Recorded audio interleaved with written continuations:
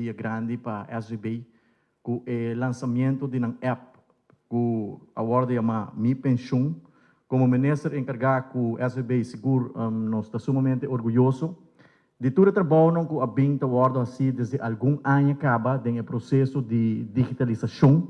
Nós estamos vendo cambio grande com o SGB está funcionando, houve mais servicial, houve mais eficiente, houve mais eficaz e houve mais ligeiro, que está brindando melhor serviço, que está quadra no tempo que nós estamos vivendo a dentro de inovação e tecnologia para algum ano acaba.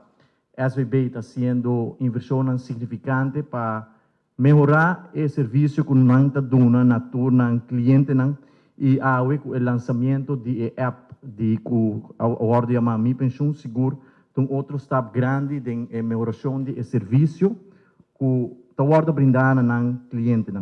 Seguro nos quer felicitar o diretor, senhor Jacob, senhor Luis Trump, em ter equipe que atrás, em ter o processo de digitalização que já acaba para algum ano, está em execução.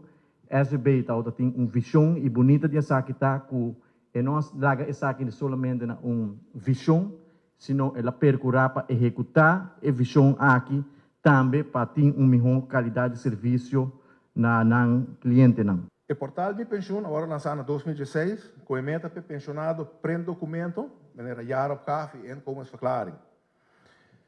Na 2017, nós fazemos possível para aplicar para a pensão de AOV via Mi Pension. Ao dia pensionado, está a carta de invitação na casa, com a petição para aplicar via Mi Pension. Tudo o que me está llena, está o estado civil, conta de banco e semestre, período que ela vive fome.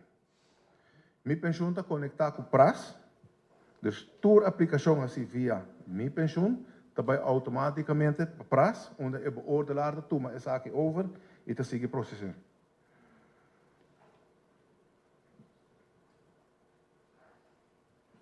Ano passado, nós tínhamos 1054 petições para a pensão de AOV, de qual 922 agora assim via Mi Pension.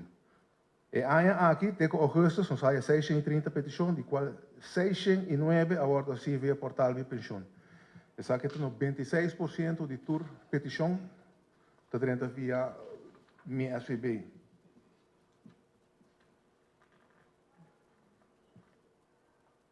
Também nós temos 21 petições de AOV na 2021 e aqui nós temos changes duas petições.